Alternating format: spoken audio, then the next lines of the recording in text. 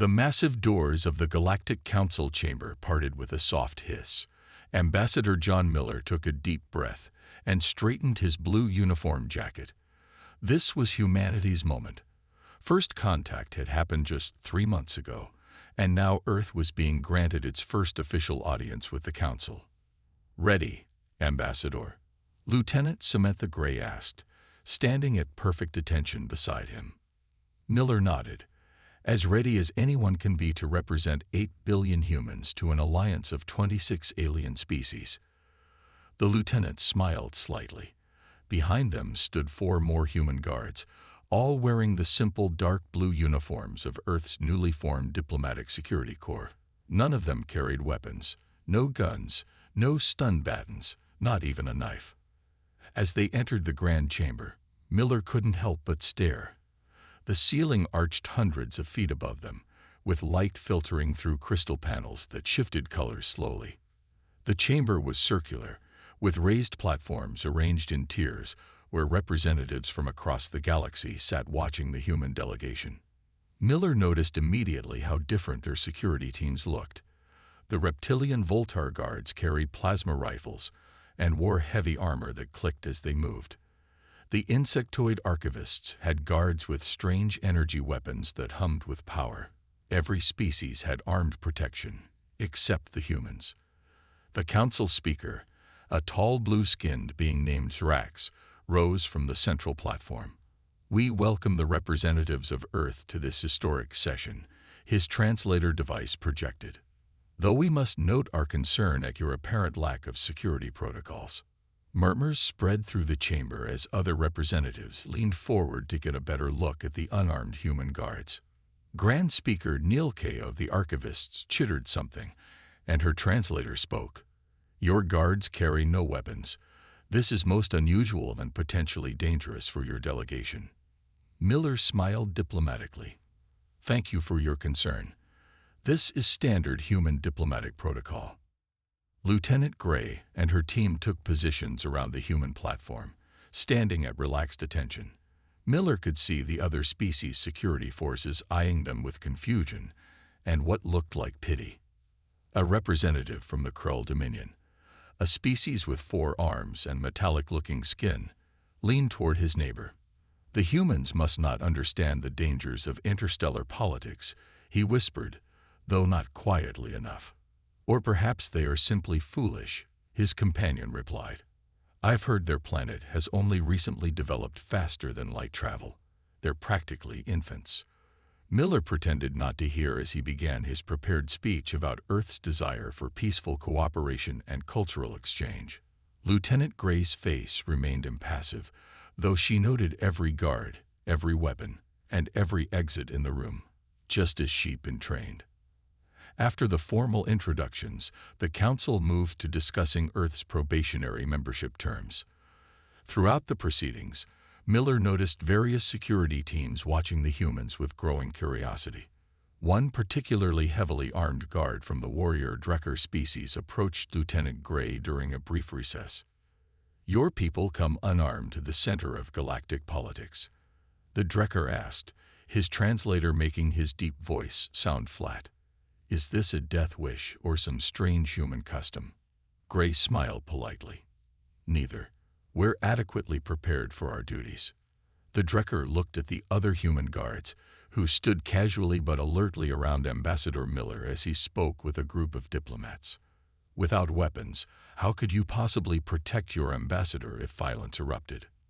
"We have our methods," Gray replied simply. As the session continued, the focus slowly shifted from the novelty of unarmed humans to the substance of the diplomatic talks. Yet Miller could still feel the stares, could still hear the whispers. Such a strange species. Perhaps weapons interfere with their religious practices. I give them one standard cycle before they learn the hard way. At the session's end, the humans were granted provisional membership in the Galactic Council, a significant achievement. As they left the chamber, Miller turned to Lieutenant Gray. "That went better than expected," he said quietly. Gray nodded. "Yes, sir, though they still don't understand." "And hopefully," Miller replied with a small smile, they never need to. 6 months had passed since Earth joined the Galactic Council. The human embassy on Concordia Station now buzzed with activity. Security Chief Frank Daniels watched his newest recruits as they practiced hand-to-hand combat in the training room. Again, he ordered as 2 guards finished a sequence. Faster this time.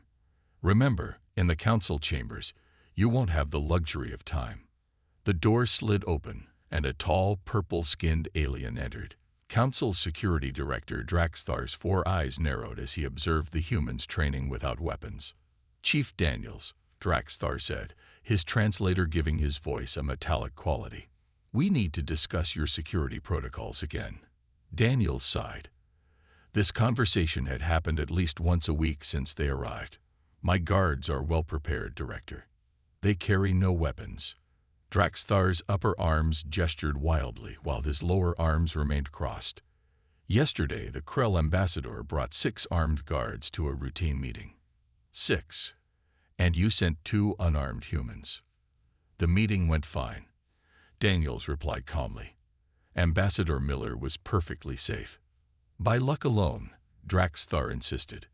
The Council has existed for 3,000 years. We have protocols for a reason. Before Daniels could respond, his communicator beeped. Excuse me, he said, reading the message. His face grew serious. We need to go. There's a situation in Conference Room Delta. Both security chiefs moved quickly through the station's curved hallways.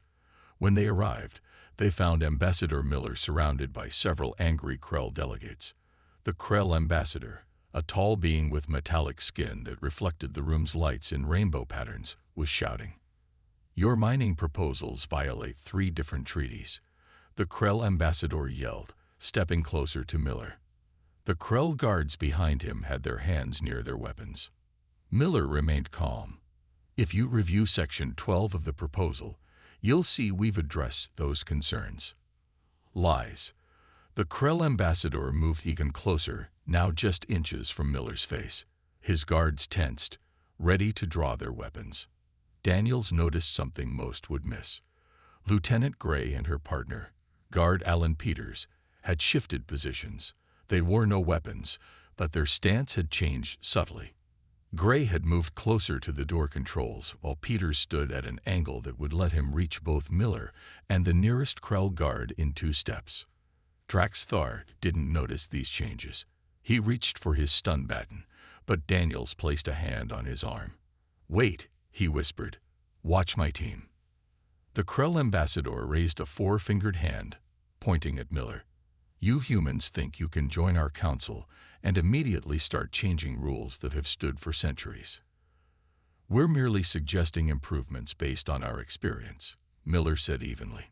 The ambassador's faceplates shifted in what Daniels recognized as the Krell expression of extreme anger. For a moment, it seemed violence was inevitable. But then the ambassador paused, looking first at Gray, then at Peters. Something in their calm, confident postures made him hesitate. The tension in the room remained thick, but the moment of immediate danger passed.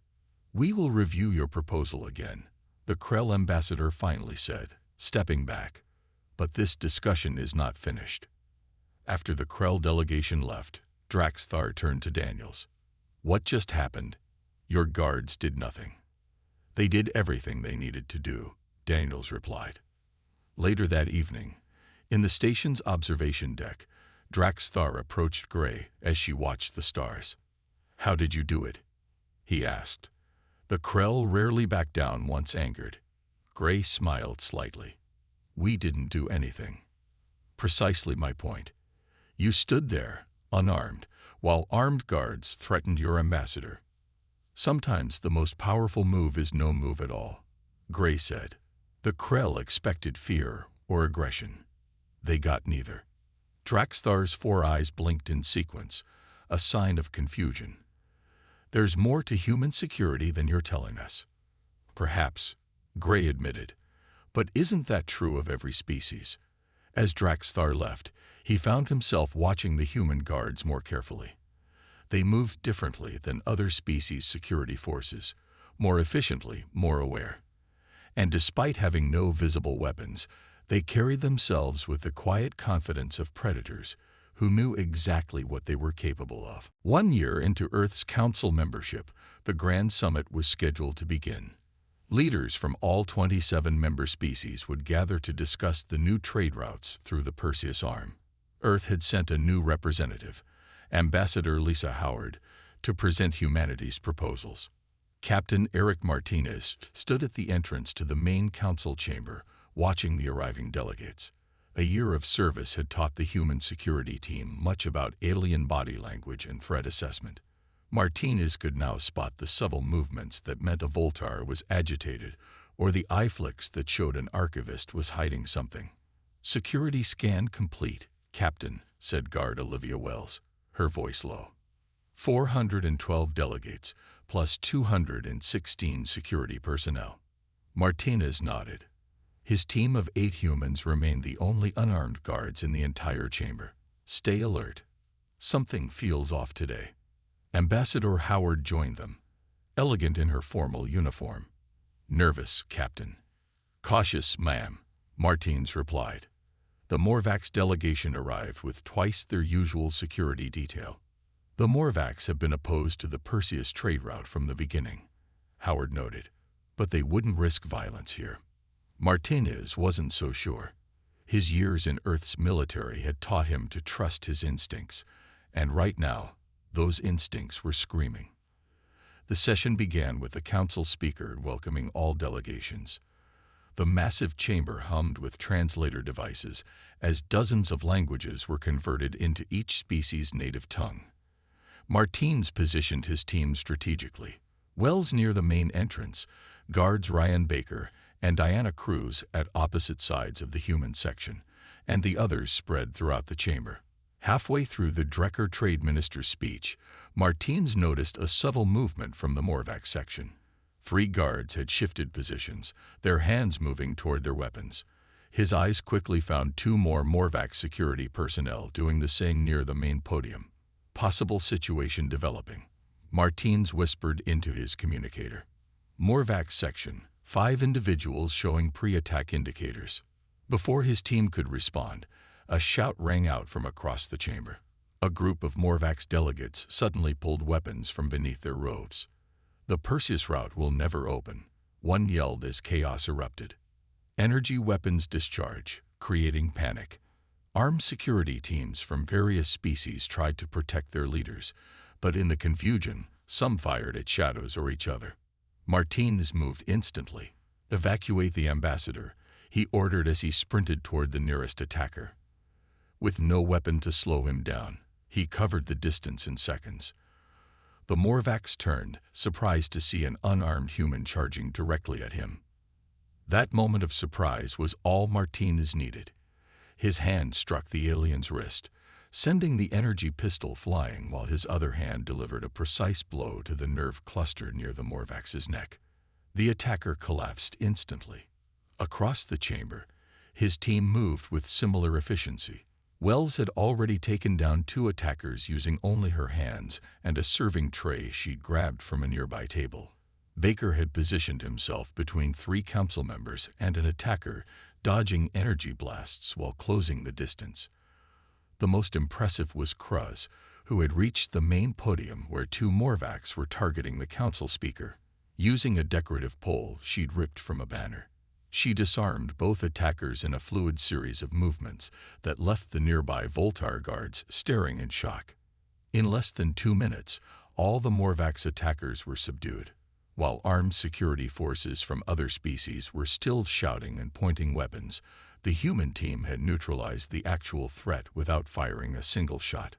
Ambassador Howard, who had refused to leave despite her guards' efforts, approached Martins as the situation calmed.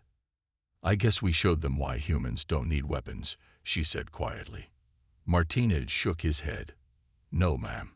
We just showed them that we don't need to display our weapons. There's a difference." He looked at his hands briefly. "And I think they're beginning to understand that difference now." As emergency medical teams arrived to treat the injured, Martins noticed the other species' security chiefs watching the human team with new expressions. The confusion and pity were gone, replaced by something that looked very much like respect, and perhaps a touch of fear. 3 days after the attack, the Council Security Division had turned Conference Room Beta into an investigation center. Screens lined the walls showing footage from the incident. Junior diplomat Kevin Cole had been asked to assist with the investigation due to his previous experience in Earth's law enforcement. "Play it again," said Silva, the blue-skinned Archean investigator assigned to the case. Her 6 fingers tapped rapidly on her datapad. "Focus on the human guards." The footage showed the council chamber from multiple angles. Cole watched as his fellow humans moved with purpose during the attack. What stood out wasn't just their speed, but their positioning. "Notice anything strange?" Cole asked. Silva's head tilted. "Your Captain Martinez began moving before the Morvacs pulled their weapons." "How did he know?" Cole smiled slightly. "Good catch. Now watch guard Wells." He pointed to another screen. "See how she's already moving toward the side entrance before anyone attacks." "Is this some form of precognition?" Silva asked, her large eyes blinking rapidly. "Several species have limited future sensing abilities, though none serve in security roles." "Not precognition," Cole replied. "Just training and experience." Silva seemed unconvinced. Word had spread quickly through the station about the humans' remarkable performance during the attack. Cole had overheard many theories that humans had hidden technology, secret psychic abilities, or were actually advanced robots. None were close to the truth.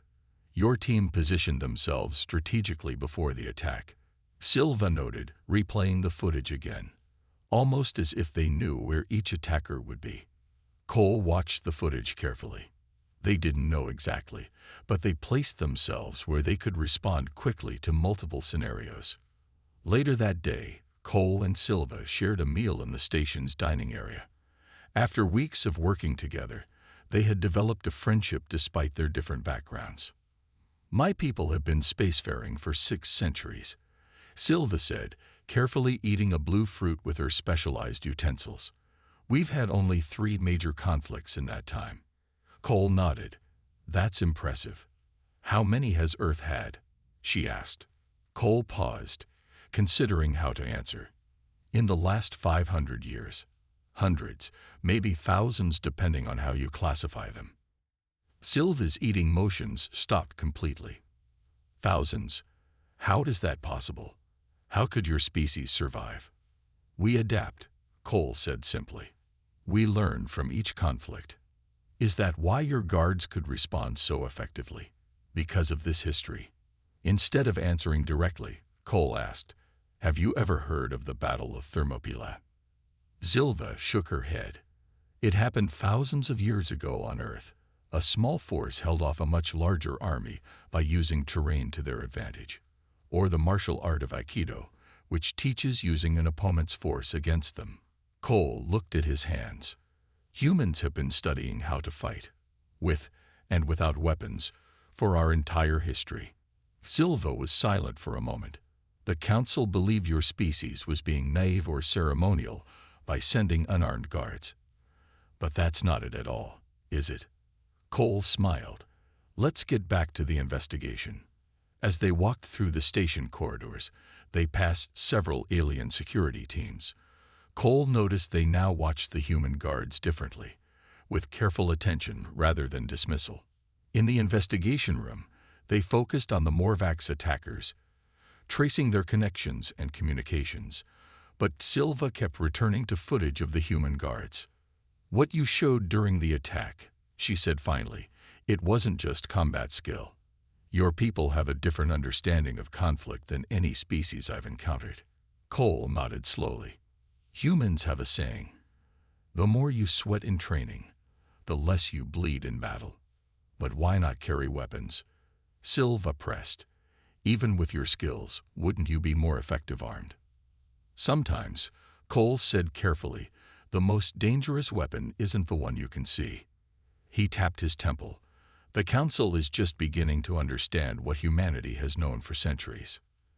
"And what is that?" Silva asked. "That true strength isn't about the tools you carry," Cole replied. It's about what you can do when you have nothing but yourself. 2 weeks after the attack, the station was almost back to normal. Almost. Security Officer Amy Peterson noticed the changes immediately. Alien diplomats now watched human guards with new interest. Some even changed direction in hallways to avoid walking too close to them. Peterson was heading to the training room when 3 diplomats approached her.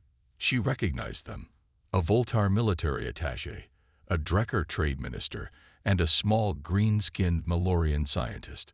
"Officer Peterson," the Voltar said, his scales reflecting the overhead lights, "we were hoping you might answer some questions." Peterson smiled politely. "Of course. How can I help?" The Malorian stepped forward. "We have been discussing the recent events. Your team's response was unexpected." "We were just doing our job," Peterson said. "Without weapons," the Drekker added, 4 arms crossed over his chest. "Our security experts have reviewed the footage many times. They cannot understand how 8 unarmed humans subdued 15 armed attackers." Peterson tensed slightly. Captain Martinez had warned the team this might happen. Curiosity was natural after what the aliens had witnessed. "Perhaps we could see a demonstration," the Voltar suggested. "A friendly exchange of security techniques." Peterson hesitated, then nodded. "Follow me to the training room." When they arrived, 2 human guards were already practicing combat moves. The aliens watched with open curiosity as the humans demonstrated various takedown techniques. "Impressive," the Voltar said. "But surely against armed opponents, you would be at a disadvantage." Peterson smiled. "Would you like to test that theory?" The training room fell silent. The Voltar looked uncertain, but eventually nodded. One of the human guards handed him a training baton designed to simulate an energy weapon. "Try to hit me with it," Peterson said, standing unarmed in the center of the room. The Voltar hesitated, then lunged forward with surprising speed. But Peterson was faster. She sidestepped, grabbed his wrist, and in one smooth motion had the Voltar on his back with the baton now in her hand. "How did you?" the Voltar started, getting back to his feet. "Again?" Peterson asked. This time, the Voltar approached more cautiously. He feinted left, then struck from the right. Peterson blocked with her forearm, stepped inside his guard, and used his own momentum to flip him over her hip. Again, she ended with his weapon in her hand. The aliens stared in stunned silence. The Malorian's instruments were out, scanning Peterson's body. "I don't understand," the Malorian said finally. "Your species appears to have no special physical advantages. Your muscle density is only marginally higher than average Council species." Peterson handed the baton back to the Voltar. "It's not about physical strength. It's about training and understanding body mechanics." "But this makes no sense," the Drekker insisted. "Why would your species deliberately handicap itself by not using weapons?" Peterson looked at the 3 aliens. The truth was complicated, but perhaps it was time for some honesty. "We're not handicapping ourselves," she said quietly. "The truth is, we're not unarmed at all." The aliens looked confused. The Malorian scanned her again. "You carry no weapons or devices." "You're right," Peterson agreed. "Because for humans, the body itself is the weapon." She explained how humans had spent thousands of years developing combat techniques that turned the human body into a lethal tool. How Earth's many wars had forced innovation in hand-to-hand combat. How a trained human fighter could be more dangerous with bare hands than many species with weapons. The aliens listened with growing understanding, and Peterson noted growing concern. "So when your guards attend council meetings unarmed," the Voltar began. "It's partly a show of respect," Peterson finished, "and partly because we don't need conventional weapons to be effective." As the aliens left the training room, Peterson overheard the Malorian whisper to his companions, "We must inform the Council Security Director immediately." Peterson watched them go, knowing that the human secret was finally beginning to spread. The carefully maintained image of harmless humans was unraveling, and she wasn't sure if that was a good thing or not. That evening, Peterson reported the incident to Captain Martinez. It was bound to happen eventually, Martinez said. They were always going to figure it out. But not the whole truth, Peterson replied. Not yet. Word spread quickly through the station about Officer Peterson's demonstration. 3 days later, Admiral Paul Carter arrived from Earth for an emergency meeting. He was tall, with gray hair and a face that showed years of hard decisions. Captain Martinez met him at the docking bay. "Welcome to Concordia Station, Admiral," Martinez said with a salute. "At ease, Captain," Carter replied. "I understand we have a situation." They walked through the station's main corridor, where aliens from 24 worlds moved about their business. Martinez noticed how many stopped to stare at the human admiral. "The Council has called a special session," Martinez explained. After Officer Peterson's demonstration, several species filed formal inquiries about Earth's security practices. Carter nodded. It was inevitable. How much do they know? Only that our guards are trained in hand-to-hand combat. They don't know the rest. "Let's keep it that way for now," Carter said. Later that day, Carter met with Ambassador Howard and the human security team in a private room. The walls were scanned for listening devices, and a jamming field was activated. "Earth Command is concerned," Carter began. "Our strategy has always been to appear less threatening than we are. That advantage is slipping away." Howard nodded. "The Council races are intelligent. They were bound to notice eventually. The question is what we tell them now," Carter said. "The truth could damage our standing in the Council. Or strengthen it," Howard suggested. Carter pulled out a small device and projected an image onto the wall. Earth's timeline of warfare, spanning thousands of years. "Our species has spent more time at war than at peace," Carter said grimly. "While other Council races were developing faster than light travel, we were perfecting the art of killing each other." He changed the image to show various weapons from Earth's history, from stone axes to nuclear missiles. "What makes humans unique isn't our bodies," Carter continued. "The Voltar are stronger. The Malorians are faster. What makes us dangerous is this." He tapped his temple. "Our minds, our ability to turn anything into a weapon." The room was silent as everyone considered his words. "The Council believes our guards are unarmed because we're naive or ceremonial," Carter said. "The truth is the opposite. We don't carry weapons because we don't need them, and because carrying them would reveal too much about our capabilities." Martinez understood. A human with a pen could kill more efficiently than most species with energy weapons. "Exactly," Carter nodded. "A trained human can turn a dinner plate, a piece of clothing, or even a datapad into a lethal weapon. We've spent millennia perfecting this skill. Other species haven't. So what do we tell the Council?" Howard asked. "A version of the truth," Carter decided.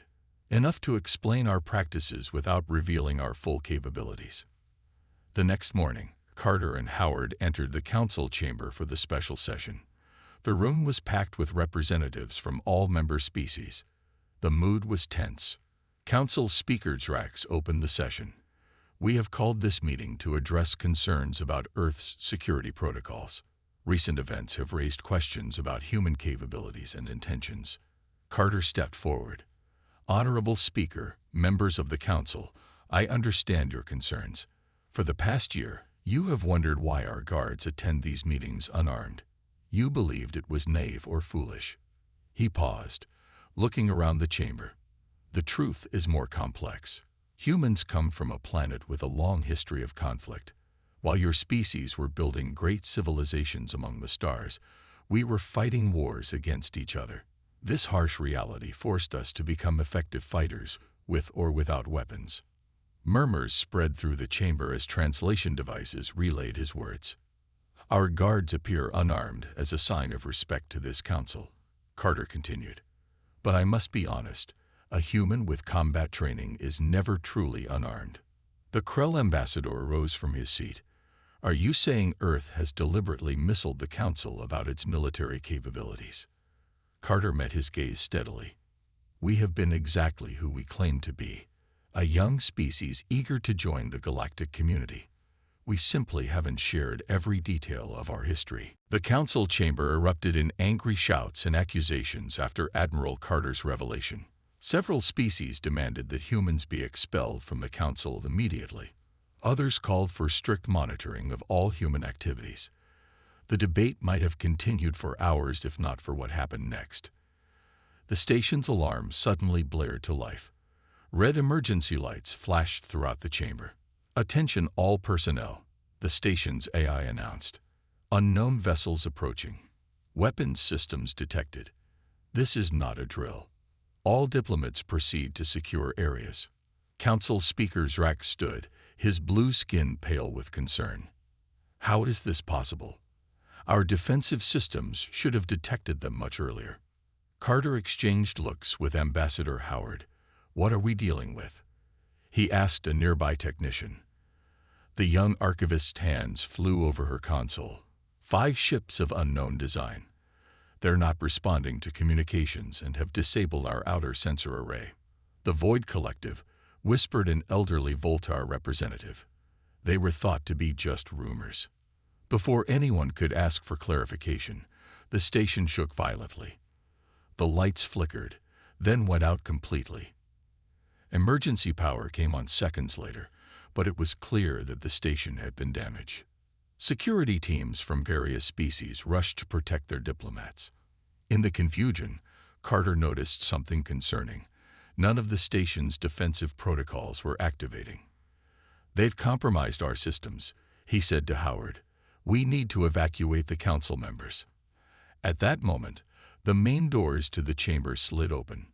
Strange figures entered, tall, thin beings with black armor that seemed to absorb light. Their faces were hidden behind featureless masks, and they carried advanced weapons unlike anything Carter had seen before. "Remain where you are," one of the figures announced in a metallic voice.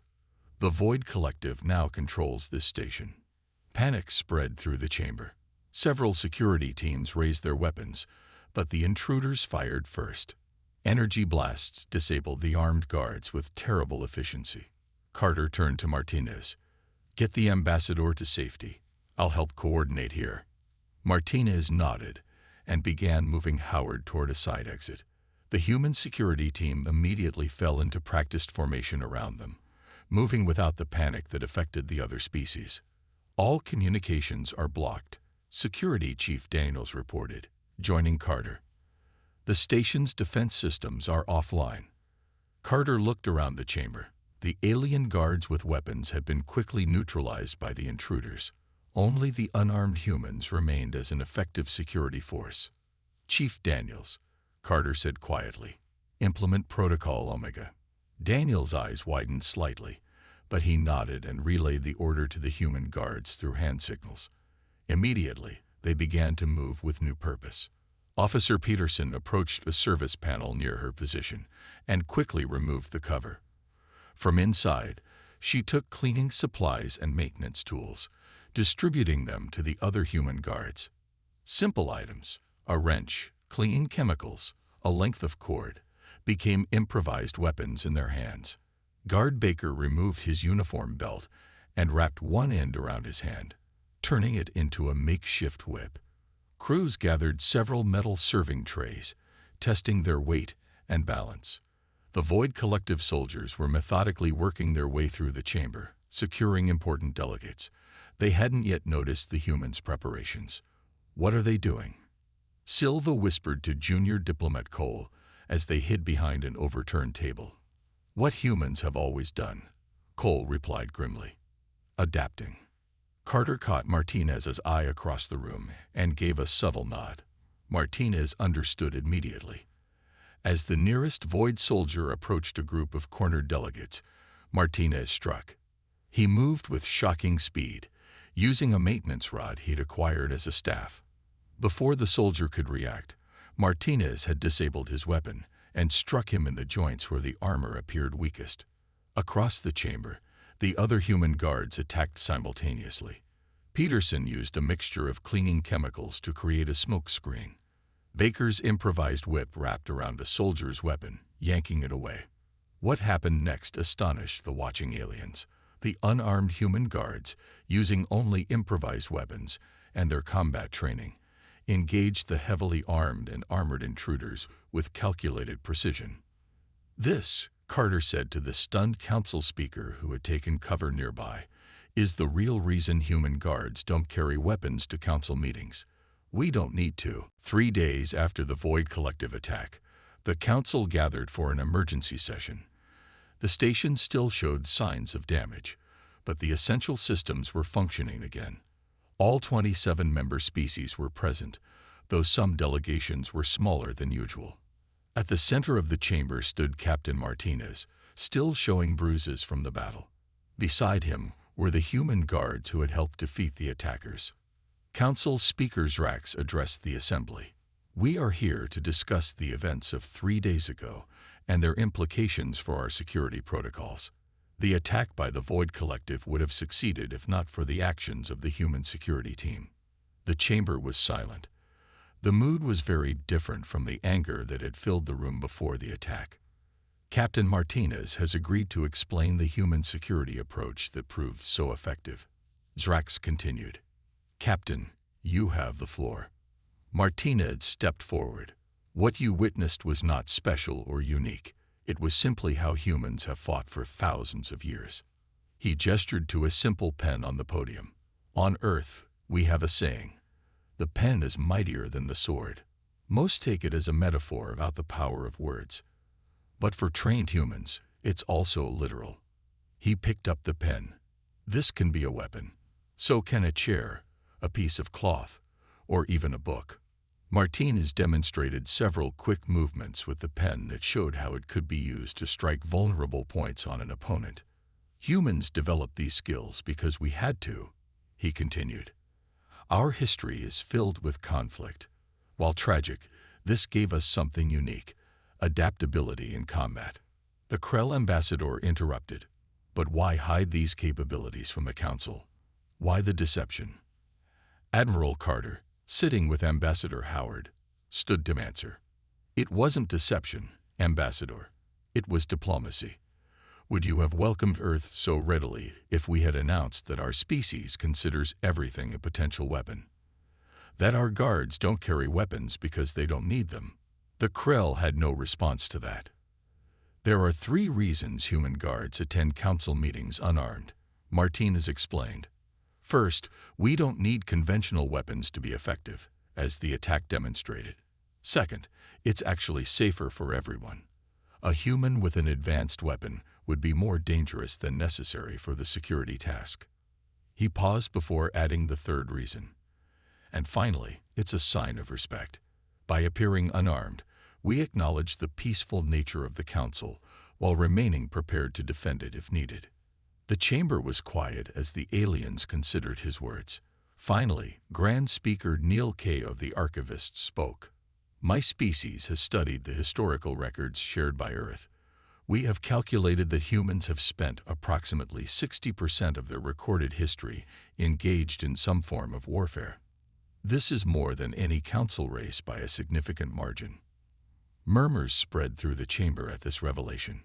And yet, Neil K. continued, despite this violent history, or perhaps because of it, humans developed the most effective response to the Void Collective attack. Their adaptability saved many lives. Drax Thar, who had criticized the human security approach for months, stood next.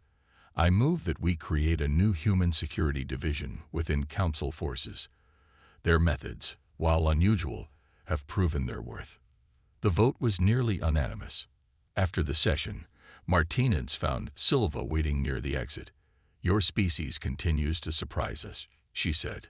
We thought you were naive. Then we thought you were hiding your strength. Now we understand it was neither. What was it then? Martinez asked. Wisdom, Silva replied. The wisdom to know that the most dangerous weapon is not the one you can see. Later that evening, the human team gathered in their section of the station. Admiral Carter raised a glass. To our new role in the council. They still don't fully understand, Peterson said quietly. No, Carter agreed. They see our adaptability, our combat skills, but they don't yet grasp the core truth. Which is? Asked Junior Diplomat Cole. Carter looked at his hands, then at the simple room around them. That humans don't show up unarmed because we're dangerous with weapons. We show up unarmed because we're dangerous without them. Ambassador Howard smiled slightly. Perhaps that's a lesson for another day.